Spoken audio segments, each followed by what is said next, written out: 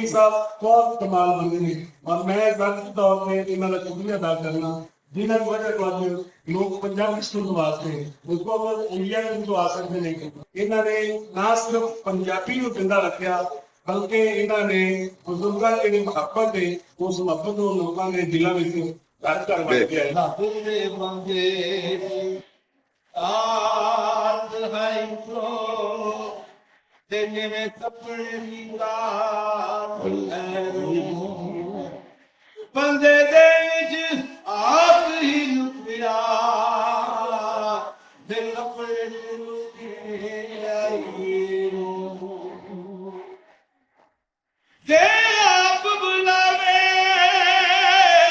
ਆਪੇ ਬੋਲੇ ਅਤੇ ਆਪੇ ਕਰ ਗਈ ਹੂੰ ਕਾਮਲ ਮੁਰਸ਼ਦ ਮੇਰੀ ਜੈ ਭੁਲਿਆ ਉਹ ਮੇਰੇ ਨਾਮ ਮੇਰੀ ਨਾ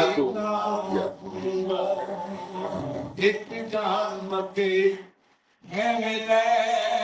ਮਕੇ ਤੇਰੀ ਨਾਮ ਮਕੇ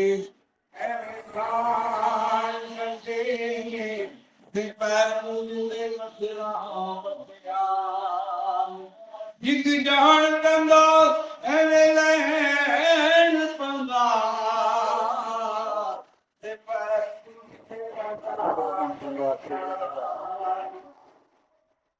ਦੇਖ ਦੇਣ ਬੰਗਾ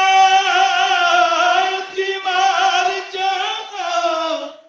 ਜਿਵੇਂ ਮੱਝਾਂ ਉਡੀਕ ਦੀਆਂ ਕੱਟੀਆਂ ਨੂੰ ਬੁੱਲੇ ਸ਼ਾਹ ਰੱਬ ਤੇ ਅੰਦਰੀ ਵਰਤਾ ਖਬਰ ਨਹੀਂ ਪੱਟੀਆਂ ਹੋਣ Ya. Hello. You there,